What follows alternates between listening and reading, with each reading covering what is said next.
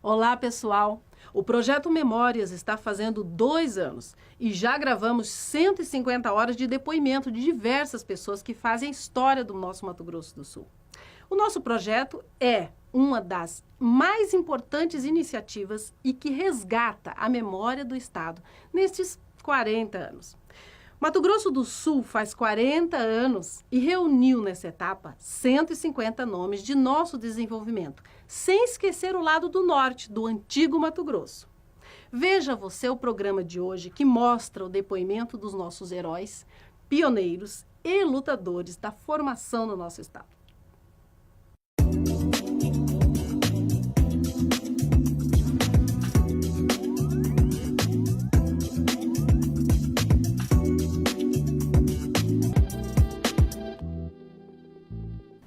Eu sou Sônia Maria Ruas Rolon. Eu nasci em 26 de junho de 1947 em Corumbá, Mato Grosso do Sul. Corumbá, uma cidade tão pequena, mas tão bonita. E quando eu nasci, meus pais eram assim, meu pai alfaiate, a minha mãe dona de casa. E a minha mãe, uma dona de casa, filha de leiteiro, que o meu avô tinha um sítiozinho com algumas vaquinhas e vendia leite, de porta em porta. E a minha mãe era filha desse leiteiro, mas sonhava em ser bailarina. Uma coisa assim totalmente que eu não entendi. Até hoje eu não entendo como a minha mãe pensava em ser bailarina, morando onde morava, sendo filha de quem era.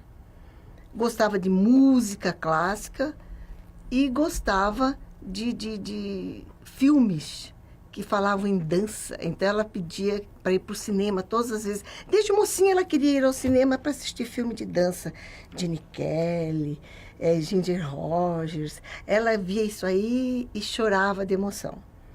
Então um dia ela assistiu um filme que tinha uma bailarina russa que se chamava Sônia. Aí ela disse, o dia que eu tiver uma filha, eu vou pôr o nome nela de Sônia. E vou querer que ela seja bailarina. Então ela traçou para mim um papel na minha vida antes de eu ser concebida. Então ela se casou com Carlos Ruas. A Petrona Pereira Gonçalves, que era minha mãe, se casou com Carlos Ruas, alfaiate, de São Paulo, que estava passeando em Corumbá. E viu, a Petrona se encantou e a Petrona Pereira Gonçalves virou Pereira Gonçalves Ruas. E o seu Carlos Ruas se uniu a ela, que também gostava muito de música e que também gostava muito de arte. Um alfaiate, filho de italianos.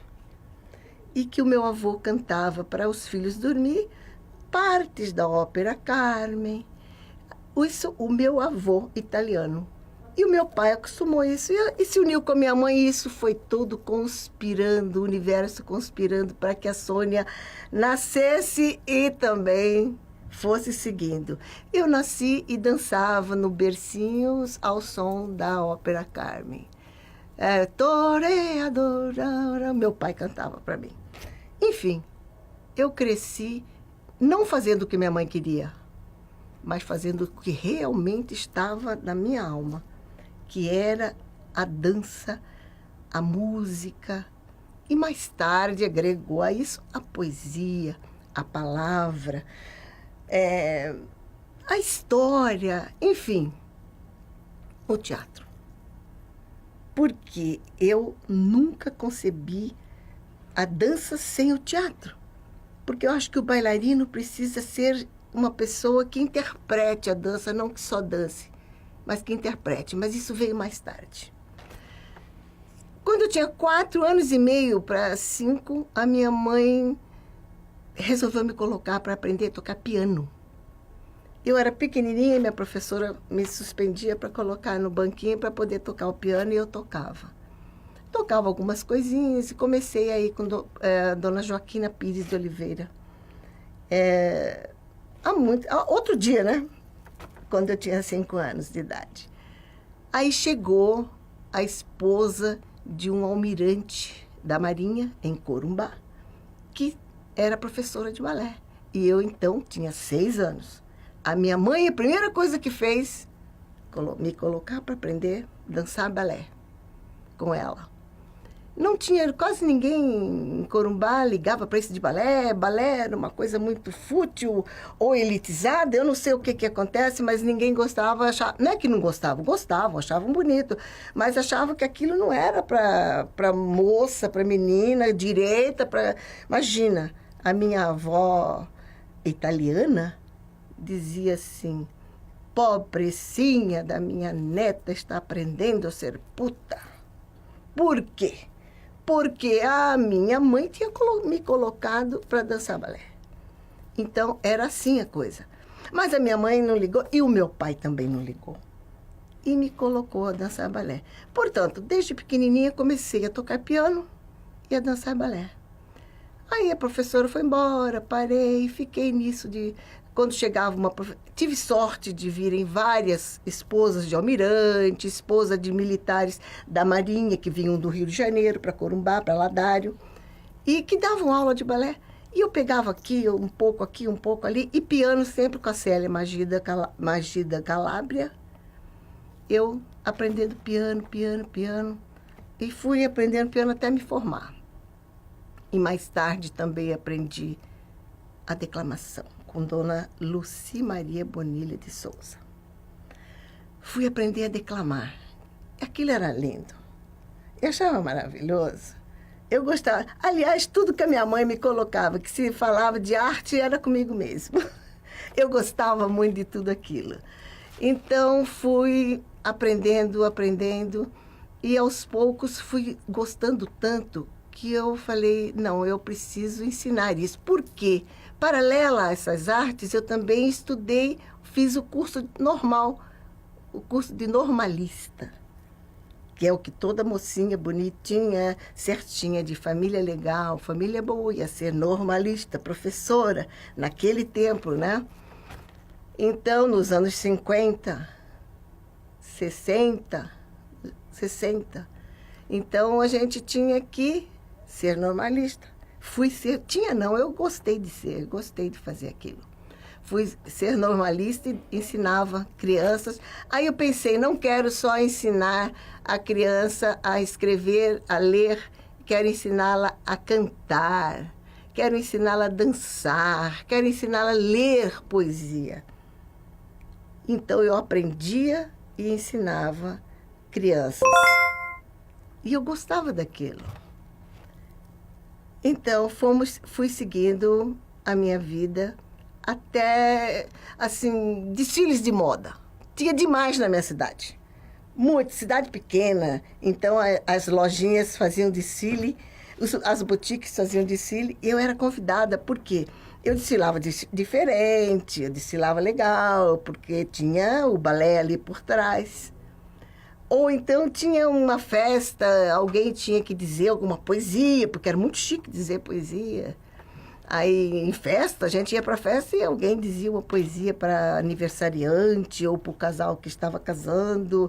Então, era eu sempre que dizia as poesias. Então, foi seguindo, eu me apresentando sempre, cada vez gostando mais do que estava fazendo. E cada vez pensando em fazer daquilo a minha vida. Mas, aos poucos, os meus pais foram vendo que eu estava gostando demais daquilo e que aquilo não dava futuro, financeiro principalmente. Que, como? Eu ia viver de quê? Como que eu ia ganhar dinheiro com aquilo? Com arte, com poesia, com dança? Principalmente porque a gente morava naquela cidade tão pequena e... Como é que ia ser? Não tinha como. Bom, mas eu continuei. Mas eu conheci o Sebastião Rolon, filho, e me apaixonei e casei. Casei e logo em seguida eu tive 2 filhos. O primeiro filho, o Marcos Tadeu Rolon, que hoje é engenheiro, e a Márcia Raquel Rolon, outra sonhadora. Desde que nasceu muito pequenininha, no berço, já dava os passinhos dançando, já dava suas dançadinhas também. Eu olhei e pensei, outra. outra que veio também com a alma cheia de sonhos, a alma cheia de alegria, porque todo mundo que sonha é feliz. Porque quem não sonha, não tem nada. Então, é outra que chegou com a alma cheia de sonho. Eu via na minha filhinha pequenininha já assim, e nós na fazenda, morando na fazenda. O que eu fiz? Abri uma escola na fazenda. Então, lá na fazenda, nós abrimos uma escola e fomos alfabetizar crianças. Durante a semana, alfabetizávamos. E sábados e domingos, nós nos reuníamos na escola, tocava música, punha a criançada para dançar. Coisa que nunca tinham feito. Fazenda, né? Lá no Paiaguás. Então, na colônia do Bracinho, eu morava próximo à colônia do Bracinho, Porto Rolon, colônia do Bracinho. Ali tinha umas 500 pessoas que moravam ali. Então, vinham as crianças a cavalo, às vezes, na enchente, e vinham para dançar e para ouvir um pouquinho da palavra de Deus. Que eu lia a Bíblia, falava de Deus, e falava algumas coisas da religião. Falava sobre religião, sobre Deus, porque eles não ouviam falar sobre Deus ali. Então, depois, no dia quando eu senti que eles já entendiam mais ou menos sobre os sacramentos, chamei o padre, ele veio, fez vários batizados, casamentos, e conversou muito com o pessoal. E isso aí nós íamos fazendo. E Márcia e Marcos Tadeu, nessa ocasião, eles estavam sendo alfabetizados lá mesmo, por mim, na escola rural. Escola Rural Sebastião Rolon. Depois veio uma enchente, nós não pudemos mais ficar lá e viemos para Corumbá. Quando chegamos em Corumbá, tivemos era bastante problemático. Porque aí sim, vamos viver como? Nós estávamos vivendo na fazenda, e da fazenda, mas aí como é que ia ser na cidade? Nós tínhamos uma lancha que levava carga pelo rio, mas só isso também não dava. Carregar carga para lá, para cá. Então, imediatamente eu pensei, vou trabalhar. O que eu sei fazer? Eu sei dançar, eu sei declamar.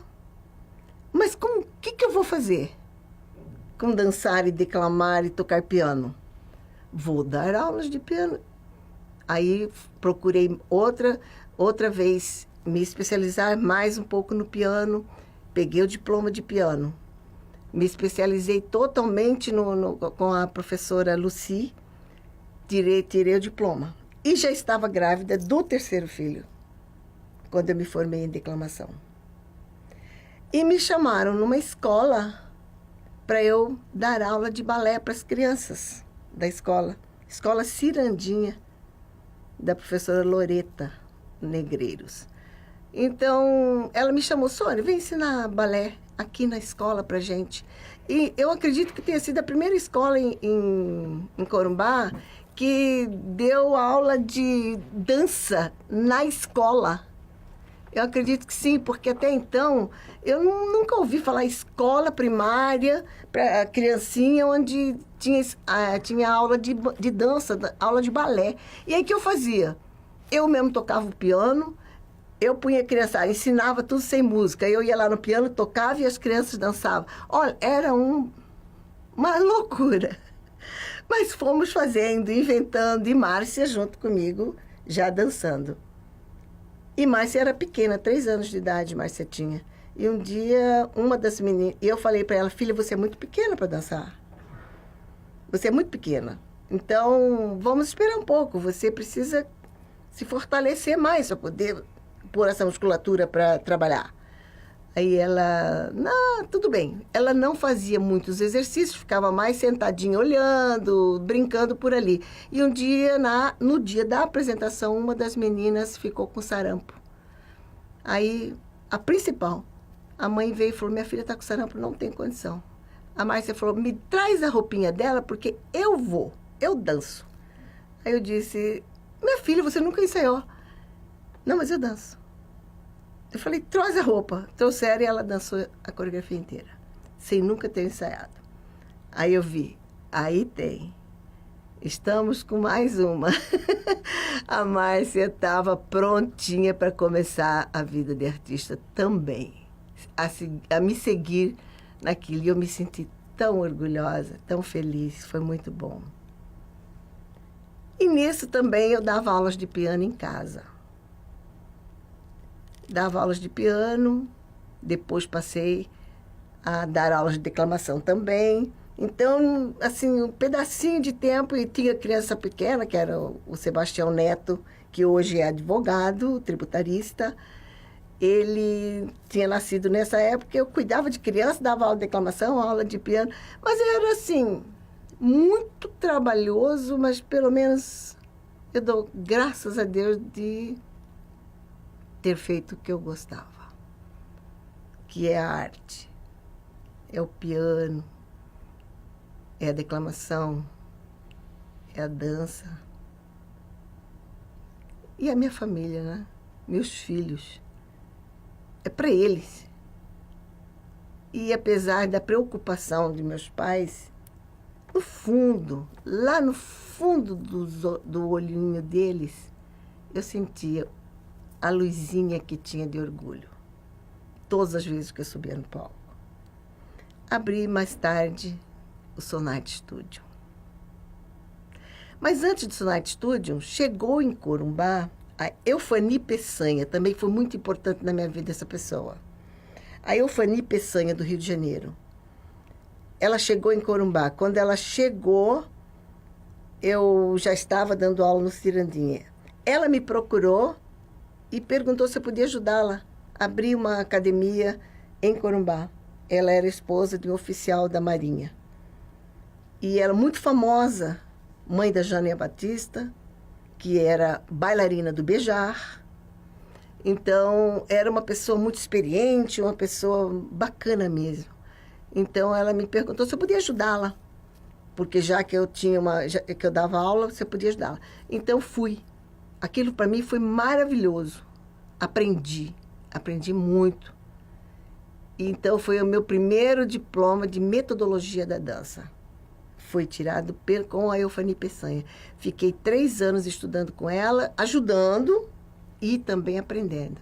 E fui ao Rio de Janeiro e lá ela me deu o diploma e me abriu várias portas, me mostrou muita coisa e me mostrou caminhos, porque eu sendo de uma cidade pequena, apesar de muita vontade, eu precisava de alguém que me mostrasse os caminhos. Porque eu sozinha, às vezes, eu não podia ver tudo. Aí ela me mostrou vários caminhos, abriu várias portas. Então, foi muito bom. Comecei a frequentar Rio de Janeiro sempre para poder estudar, para aprender, para crescer os meus conhecimentos. E aquele diploma de metodologia da dança, para mim, foi muito bom, porque me conscientizou cada vez mais da necessidade do aprendizado para que a dança pudesse ser bem feita, para que as crianças pudessem dançar e se beneficiar fisicamente, psicologicamente. Porque a dança não é só pôr uma música e dançar. Então, aprendi isso. Eu já sentia isso intuitivamente, mas senti que quanto mais eu aprendia, mais eu me conscientizava disso. E foi indo, eu abri, quando a Eufani foi embora, eu fiquei, uma colega minha, a Ramesi, ela disse, vamos abrir, então, o Espaço Eufani Peçanha, aqui mesmo, no mesmo local, que o doutor Gabriel Vandoni de Barros havia nos cedido um espaço gratuitamente. Isso também foi uma grande ajuda, porque eu não tinha condição de pagar um aluguel para poder abrir uma academia, um espaço meu. E doutor o Gabriel Vandoni de Barros, ele nos cedeu esse espaço gratuitamente e me disse assim, usa o tempo que você precisar. Mas o meu desejo é que você um dia possa ter a sua academia, o seu espaço. Mas esse espaço que está aí, você pode usar quanto quiser. Uma bênção. Foi uma bênção. Nossa, bem no centro da cidade, um local grande, bom, arejado, bonito. Abrimos lá o espaço Eufranim Peçanha, eu e a Ramesi. Ficamos trabalhando lá. Depois, nós passamos uns 5 anos, eu abri o Sonarte Studio. Aí fiquei mais feliz, que foi assim. O Sonarte Studio foi o início do crescimento total. A minha filha já estava maior e eu peguei, minha filha, você vai me ajudar. Ela estava maior, mas ainda era criança. Mas ela arregaçou as mangas e disse, mãe, estou aqui para isso. E fomos trabalhar no Sonarte Studio. Chegamos a ter 300 alunos dentro do Sonarte. Uma cidade pequena que tinha 70 mil habitantes naquela época. Quer dizer, uma cidade com 70 mil habitantes, ter uma escola de dança com 300 alunos, é muito bom. É muito bom. Mas nós fazíamos tudo sozinhos, eu e Márcia.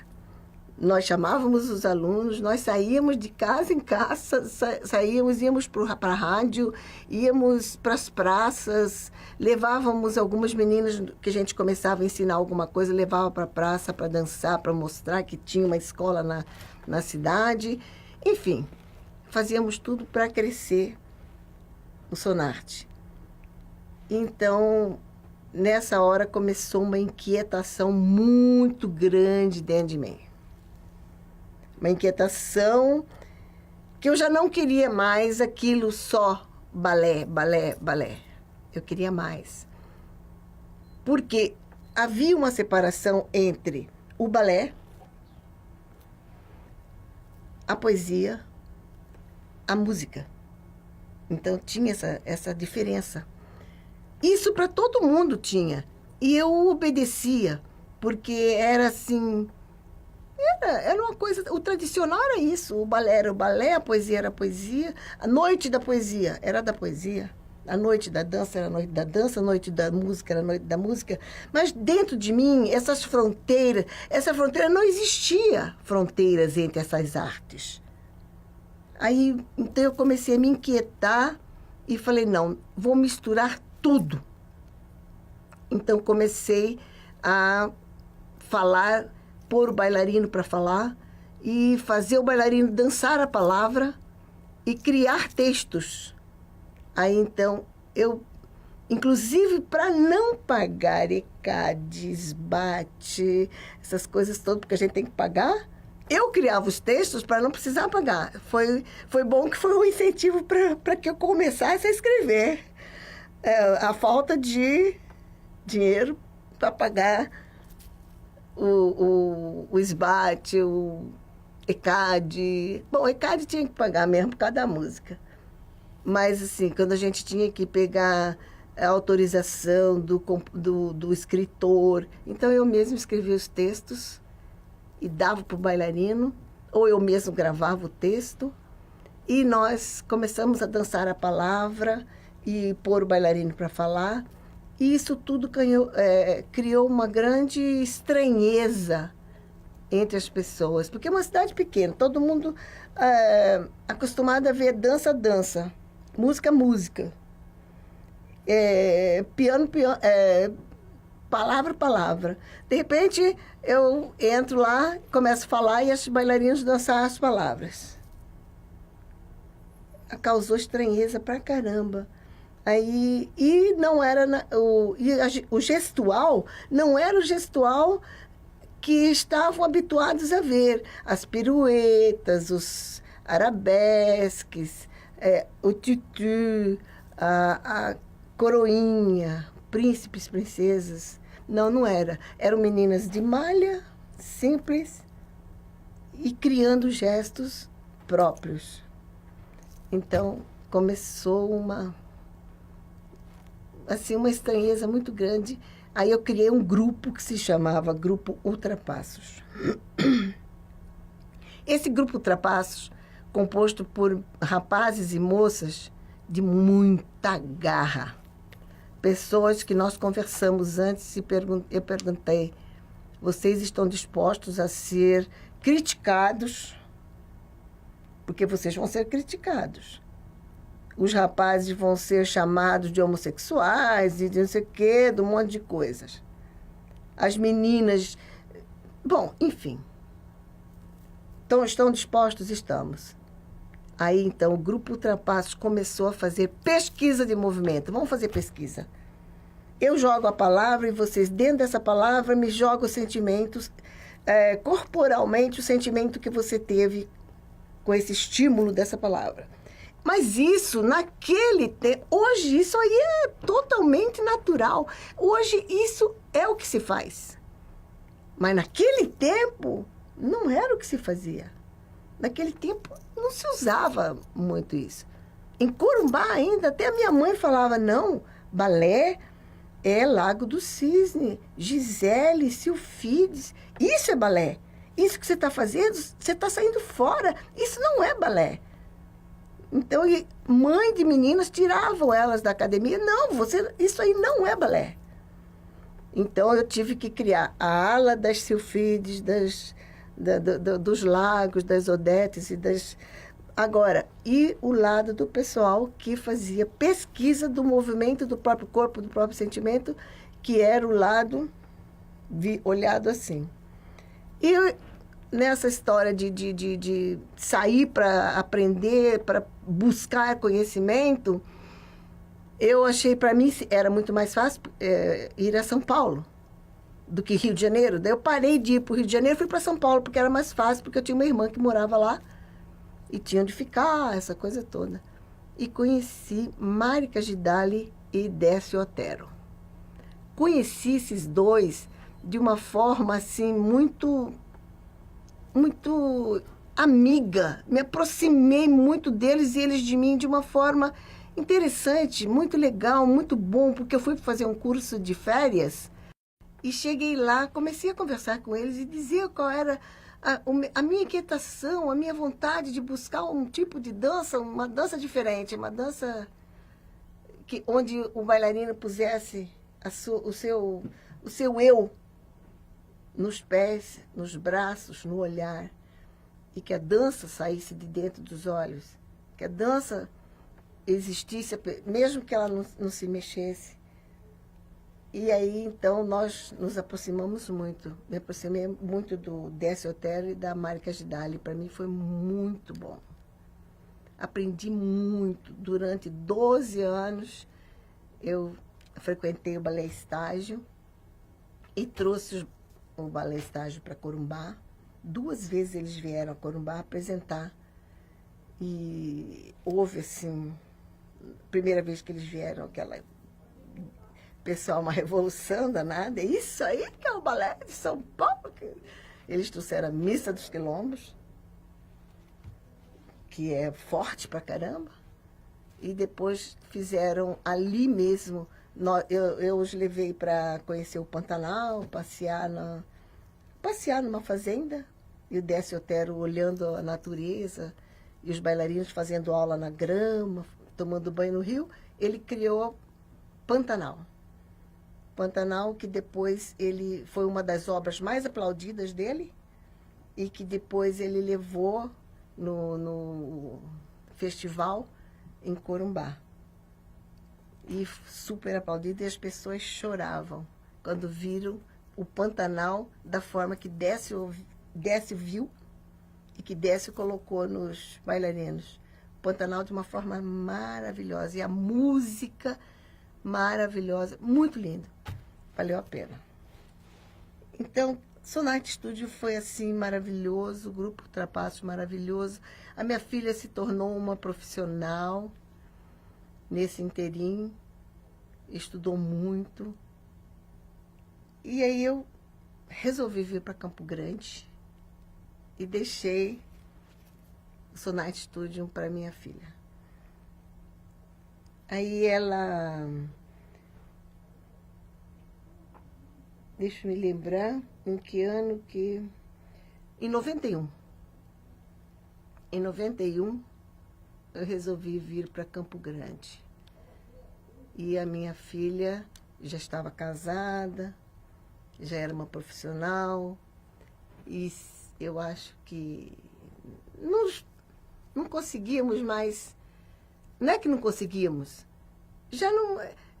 Era pequena uma cidade para duas pessoas profissionais que queriam crescer cada vez mais e que tinham o mesmo. Ela tem a mesma inquietação que eu, até mais. Que mais é uma pessoa que ela voa. E eu também crescendo e querendo voar cada vez mais. Então, eu falei, vou para Campo Grande. Vim e ela ficou lá com o Sonat Studio, crescendo também. E eu cheguei aqui, abri um Sonarte, Movimento Arte e Cultura.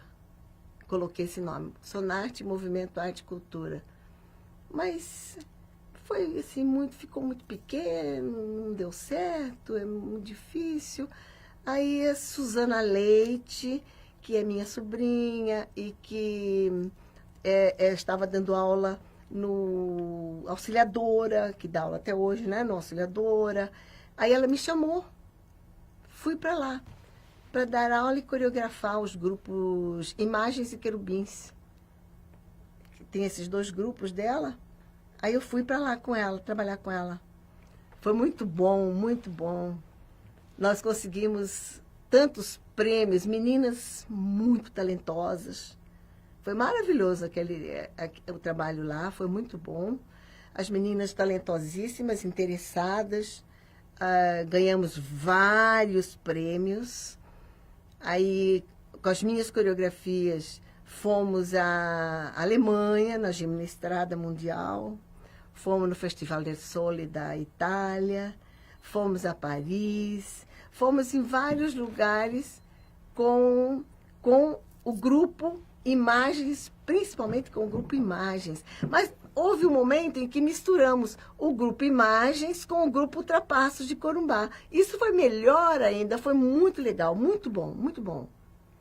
As meninas do grupo Ultrapassos e as meninas do grupo Imagens. Então, fomos para o Festival del Sole, na Itália, apresentando uma coreografia Aborígenes, que é o nome da coreografia. Coreografia essa que mais tarde fomos em Salta, na Argentina, e lá ganhamos primeiro lugar na modalidade e ganhamos melhor coreografia do evento. Poxa, aquilo lá foi maravilhoso para mim como coreógrafa e para a Suzana como diretora da escola e para as meninas como bailarinas talentosíssimas. Foi muito, muito bom. Mas foi passando, eu recebi um convite irrecusável de uma queridíssima amiga minha que estava grávida na ocasião e pediu se eu não queria dar aulas na escola dela, que era Belforma, a Maria Helena Petegil Fernandes. Imediatamente aceitei, assim, de braços abertos. Fui lá e comecei a dar aulas na Belforma. E foi crescendo, nasceu a filhinha dela maravilhosa, a Natália, que nasceu no dia do meu aniversário. Foi lindo, lindo, lindo. Fiquei assim, apaixonada pela Natália. Então, nós fomos crescendo juntas, eu e a Maria Helena fomos crescendo juntas, e com aquela meninada, até o dia em que ela falou, vamos criar uma companhia de dança. E criamos a companhia. Aí ela buscou a Uniderp. Aí, então, Companhia de Dança Uniderp. E fomos pesquisar toda a parte de dança contemporânea, mas dentro de uma história sul-mato-grossense, com músicas, poesia, e continuando aquele estilo que também a Maria Helena gosta muito desse estilo, que é o estilo teatral. Então, entramos no estilo teatral, no estilo contemporâneo, e pegamos a poesia, a música sul-mato-grossense, dos grandes compositores sul-mato-grossenses, e fizemos a companhia crescer, foi muito bom também. E, paralelo a isso, eu continuei ligada a Corumbá também. Mesmo quando Márcia deixou o Moinho Cultural e depois, muito mais tarde, abriu, quando Márcia deixou o Sonarte Studio, e muito mais tarde, depois de vários acontecimentos na vida dela, ela abriu o Moinho Cultural. Paralela a toda essa minha vida, eu estava aqui com a Maria Helena, mas quando abriu o moinho, eu trabalhava num lado e no outro. Foi uma época de bastante trabalho. E trabalhei bastante no moinho, e Márcia lá crescendo, e eu ajudando também. Mas o mérito todo do moinho é Márcia, Raquel e Rabelo. Mas eu ajudei sendo diretora artística do moinho. Então, é mais um trabalho junto com a minha filha. E, paralelo também a isso, eu viajava para Porto Murtinho e fazia o Encontro dos Touros de Porto Murtinho, que foi um trabalho também muito interessante, muito gostoso de se fazer. Trabalho diferente. Tinha muito a ver com o trabalho do Parentice. Muito, assim, tinha alguma coisa. Lembra o touro do Parentice, mas tem muito a ver também com a nossa regionalidade também. E com o touro Candil. Mas é um touro Candil mais sofisticado. E fizemos vários anos o touro em Porto Murtinho. Para ver que a dança, eu fui envelhecendo e a dança foi crescendo dentro de mim. Então, eu ficava assim,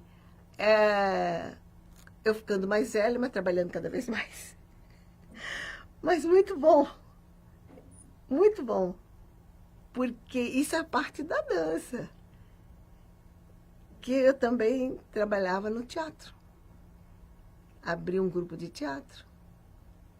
Consegui juntar umas pessoas maravilhosas e fizemos um grupo de teatro.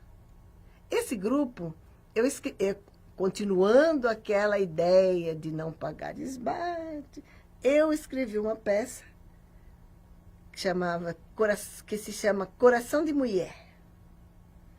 E essa peça foi encenada, foi no ano 2000, e recebeu o prêmio da melhor texto inédito do festival. E era o meu texto. Foi muito bom. E foi indicado para mais 5. E teve mais 5 indicações.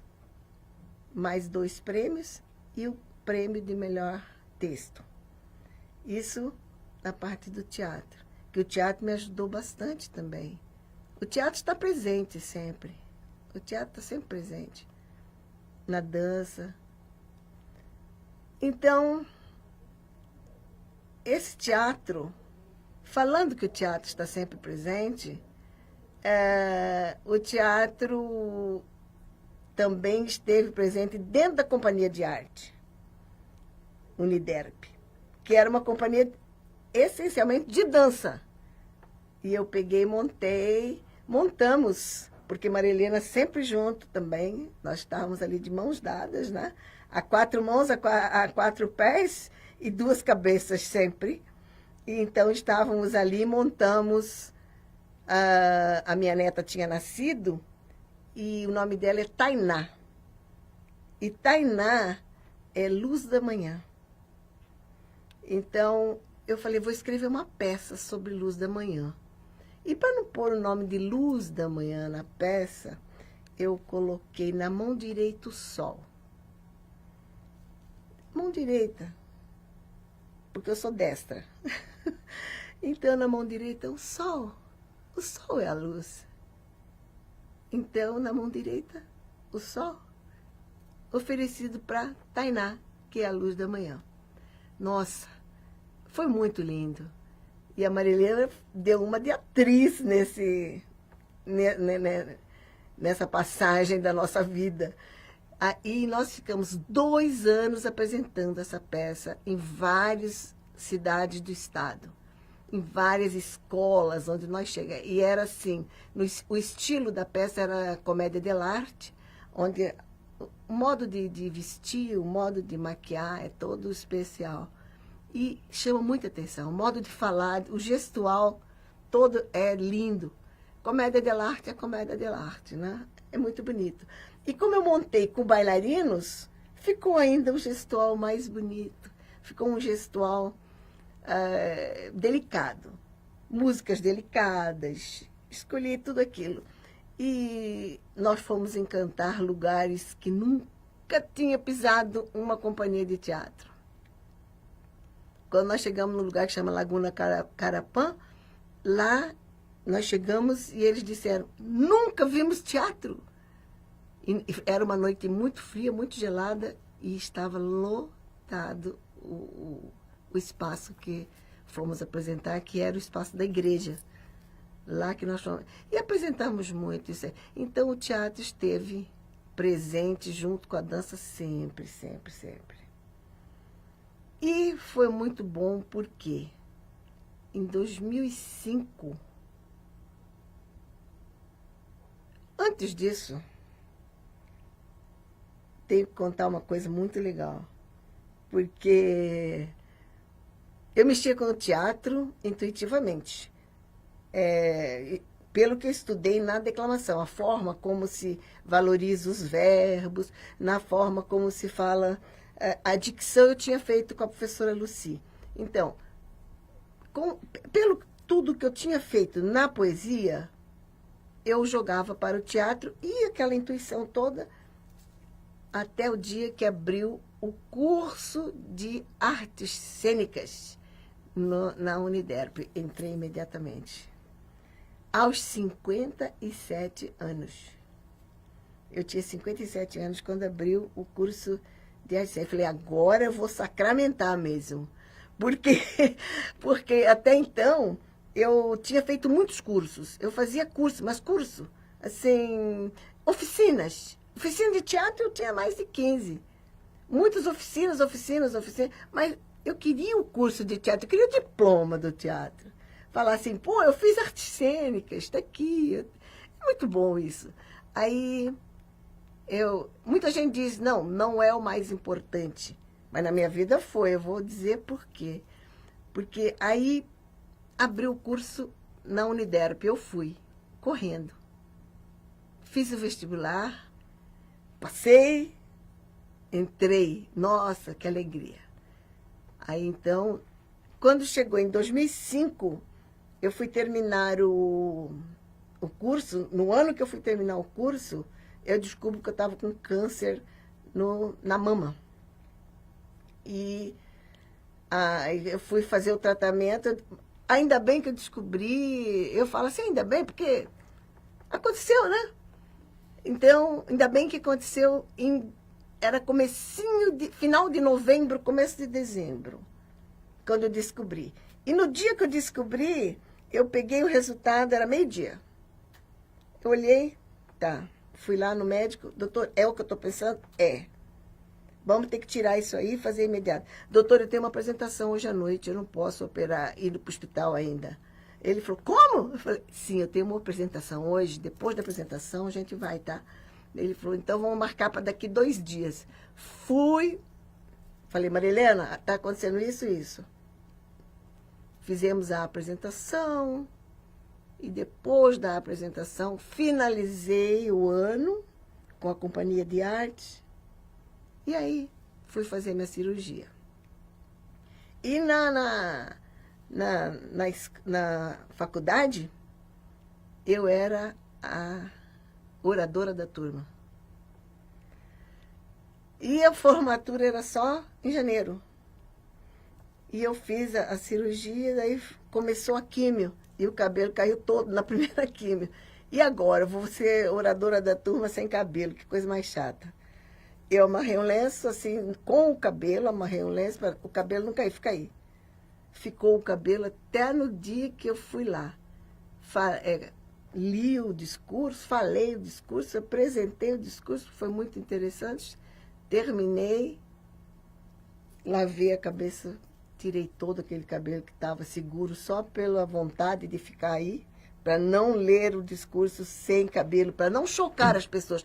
Não que eu me importasse tanto, mas para não chocar as pessoas. Porque chegar a pessoa...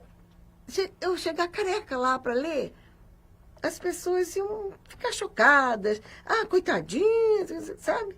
E eu não estava assim tão necessitada de coitadinha, nem de coisa nenhuma. Então, aí esse câncer, eu passei dezembro, janeiro, quando foi em fevereiro, recomeçaram as aulas. Amarrei um lencinho e, ó, recomecei as aulas.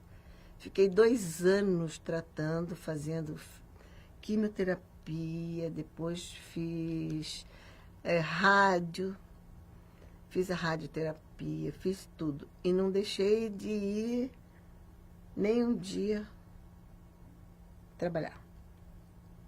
Aí eu já estava num outro grupo de teatro, eu como atriz. Eu escrevi uma outra peça que chamava Uma História Como Outra Qualquer. Assim que era o nome da peça. E essa história como outra qualquer era de um projeto que se chamava Desligue a TV e Vem pra Rua Ver. E a gente apresentava teatro de rua. Parava no bairro, chamava as pessoas, e as pessoas vinham para a rua e a gente apresentava na rua. Era um projeto lindo. E Uma História Como Outra Qualquer, era a história do cotidiano de uma forma lúdica, contada por uma pessoa que andava como fosse um mendigo, a visão de um mendigo sonhador vendo a cidade. Então as pessoas vinham e se viam ali, naquela... Então eu tomava a químio, normalmente na quinta-feira, descansava na sexta, sábado, estava na Kombi, chamando, vem para a rua ver, desliga a TV, vem para a rua ver. Quer dizer, o teatro me ajudou, a dança me ajudou, e isso aí foi muito bom para mim, ter a arte junto comigo. E também, que ainda não falei da maior paixão da minha vida, que é a dança com idosos. Atualmente foi uma grande paixão e é uma grande paixão e vai ser, eu pretendo. Ainda fui recontratada anteontem, na hora de assinar, a pessoa perguntou, quantos anos você tem? Eu falei, 70, mas quero trabalhar até os 90. Aí, então, o médico ficou me olhando, que eu falei, eu vim buscar um atestado de saúde. Ele falou, um atestado de saúde? Sim, um atestado de saúde, que eu tenho saúde para trabalhar. Aí ele perguntou, quantos anos você tem? Eu falei, 70 e vou trabalhar até os 90. Então, foi muito... As pessoas pensam, você já não aposentou? Você não está aposentado? Olha, para trabalhar com idosos, não. Aliás, para trabalhar com ninguém. Com todo mundo eu quero trabalhar sempre. Desde que seja com teatro, dança, desde que seja por aí. Isso aí a gente não tem idade para trabalhar. Então, a maior paixão minha, que está sendo, e que foi na ocasião que eu estive doente, foi muito bom. Eu imagino que Deus colocou, me usou como exemplo, porque, graças a Deus, fiquei totalmente curada, totalmente curada. Estou ótima, totalmente curada. Então, mas ele me usou na ocasião como exemplo, porque na ocasião que eu tive o câncer, 3 idosos da minha turma tiveram também. E pessoas, assim, que estavam caindo para depressão. E que quando me viram dando aula todos os dias, eu estava lá, dando aula, dançando com eles, conversando. Não faltei nunca a aula, nunca tive, sabe? Aí eles falando, mas professora, se você pode, por que nós também não podemos? E o dia que um deles que estava com câncer, delas que estava com câncer, faltava aula, eu ligava. Está acontecendo o quê? Você está com preguicinha ou você está mal? Vamos lá, mesmo que esteja mal, vem para cá, para ouvir música. Então, isso levantou. Tem uma das idosas que me chama até hoje de espelho. Você foi o meu espelho. Por isso eu estou aqui hoje. Então, eu sinto assim que houve eu acho que foi assim, um exemplo. Então, a gente agradece. Agradece até o câncer, a gente pode agradecer, porque também acho que ajudei muita gente. Ali dentro daquele centro de convivência do idoso, muita gente perguntava, mas você está? Estou. Está fazendo químio? Estou. E hoje estou totalmente curada. Mas eu tenho certeza que aquilo que a minha mãe fez antes de eu nascer, quando ela era mocinha, eu gosto muito de dança, eu gosto muito de arte. Quando eu tiver uma filha, vai se chamar Sônia. Eu vou querer que ela dance balé, porque eu acho tudo isso muito bonito. Aquela menininha, filha de um leiteiro, falou isso. E os anjos disseram amém. E eu sei que tudo isso me ajuda, porque foi palavra de mãe, né? Então, tudo isso ajuda muito, muito. E eu hoje estou aqui, ainda trabalhando com os idosos. Tem um grupo que se chama Grupo Fantasia. O Grupo Fantasia é um grupo que dança em vários lugares. Nós não escolhemos lugar. Onde chama a gente, nós estamos lá. São 12 idosos, todos acima de 60 anos, né? E nós dançamos, apresentamos coisas assim bonitas, muito bonitas. Ainda no estilo teatral e coreografado mesmo, e fazemos apresentações bem bonitas mesmo. Porque muitas vezes quando eu chego e falo, eu tenho um grupo de idosos, e eles se apresentam bem, e as pessoas ficam assim, ah, idoso, né, idoso. Aí quando eu chego e apresento, eles se esforçam e dançam direitinho, dançam muito bem. E o Grupo Fantasia, então, hoje é o meu xodó. Fora o moinho, né? Que até hoje eu vou ao moinho, até hoje eu ainda coreografo o moinho, e estou sempre dando assistência ao moinho, e tenho um amor pelo moinho. É um amor muito grande que eu tenho pelo moinho. E porque o moinho é uma extensão da minha filha. Aquilo é o amor da minha filha. E a minha filha passou muita coisa antes de chegar no moinho. E ela ama aquele moinho, e ela ama aquelas pessoas que frequentam o moinho, e ela quer fazer cada vez mais. E o que eu puder fazer para ajudá-la. Então, esse é o grande amor também que eu tenho pelo moinho. E o centro de convivência, hoje trabalho no centro de convivência do idoso, que é da prefeitura, e fico aí, quero ver se vou até os 90 anos. Então, eu tenho uma camiseta que fala assim, eu danço, tu danças, ele dança, nós somos felizes. Eu acho que vou mandar fazer uma camiseta. Eu danço, tu danças, ele dança, todos que dançamos somos loucos. Porque somos loucos pela vida, somos loucos pela dança, somos loucos pela felicidade, queremos ser felizes.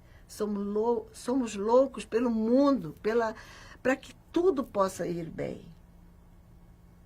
O mundo que está caminhando automaticamente para o suicídio.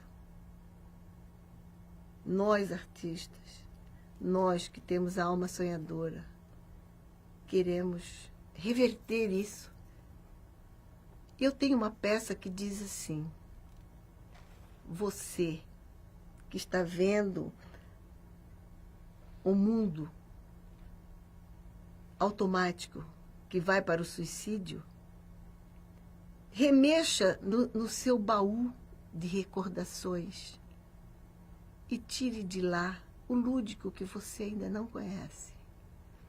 Procure uma fantasia, procure um figurino de urso, um figurino de ursinho, de urso azul. Um urso azul da cor do céu com todas as estrelas e do mar com todos os peixinhos. E saia dançando pela rua. As pessoas vão abrir as janelas e vão ver o urso dançando. Não vão entender nada, mas vão sentir vontade de também dançar. E o mundo que está caminhando para o suicídio, imediatamente vão caminhar para o sonho. E para sair de Corumbá para São Paulo é muito difícil, é longe. Hoje, parece que tudo ficou bem mais fácil. Parece não, hoje em dia ficou tudo mais fácil. Mas falando de Campo Grande e São Paulo é uma coisa, falar de Corumbá, São Paulo, é outra. Mesmo hoje, porque voo de Corumbá para São Paulo, acho que só tem um, não sei, é uma coisa mais difícil. Hoje, imagina naquele tempo, imagina com o dinheiro que a gente tinha, que não tinha. Então, nós saímos de ônibus, de Corumbá, ônibus comercial, eu e minha filha. Ela muito pequena, sempre me acompanhando, e nós saímos para São Paulo. Viajávamos de ônibus comercial, com pouco dinheiro, chegando lá, ficávamos hospedados na casa de alguém, na casa da minha irmã, ou na casa da minha cunhada, casa de alguém, porque pagar hospedagem a gente não tinha como. E íamos trabalhar o dia inteiro fazendo aula, com a malha que tinha, porque a minha filha muitas vezes quis uma malha da moda, uma malha bonitinha, uma malha mais chique. Não, minha filha, é com essa mesmo que você vai. E no almoço nós passávamos sem almoço, comíamos um queijinho, polenguinho, e a própria academia oferecia chazinho para todo mundo, e a gente tomava 10 chazinhos. Vamos tomar chá. E a gente tomava o chazinho e comia o polenguinho, e esse era o nosso almoço. E ficávamos assim. E era desse jeito que nós íamos. E conseguíamos, e saímos dali felizes, porque aprendemos mais alguma coisa hoje. O importante para a gente era nos alimentar de conhecimento. E a minha filha, com a idade que tinha, muitas vezes 10 anos de idade, 12 anos de idade, ela não tinha férias, ela tinha ali junto comigo, dentro do balé estágio, porque a maioria das vezes era no balé estágio, ela dentro do balé estágio, tomando chazinho, comendo queijinho, ou torradinha, ou não comendo nada, com a malinha antiga dela, e sem reclamar. Porque era uma alma de artista. É uma alma de artista. Então, tudo vale a pena. Isso aí que isso também eu agradeço a minha filha, agradeço a Deus, a filha que eu tenho. Eu escrevi a peça Na Mão Direita o Sol, para Tainá, Luz da Manhã, porque foi a minha primeira neta, que o Ângelo e a Márcia me deram. E depois, então, eles me deram o Carlos Henrique. Depois, o Marcos Tadeu e a Cirlei me deram o Gabriel, Anjo Gabriel. Me deram o Gabriel e o Guilherme, que eu chamo de Meu Pequeno Príncipe. E o Sebastião Neto e a Alessandra me deram a Luana e as gêmeas Alice e Luísa, que são as pequenininhas, as minhas pequenas. 7 netos. E segundo Pitágoras, 7 é um número perfeito, mas perfeito mesmo, perfeita é essa família que nós criamos, esses filhos, esses netos, que tanto me inspiraram, que tanto me apoiaram, que me apoiam, que me inspiram, que me dão vida, que fazem com que a minha vida valha a pena. São esses netos. Então, 7, segundo Pitágoras, seria o número perfeito, é o número de netos que eu tenho. É a família perfeita que eu tenho. E a quem agradeço a Deus possuir.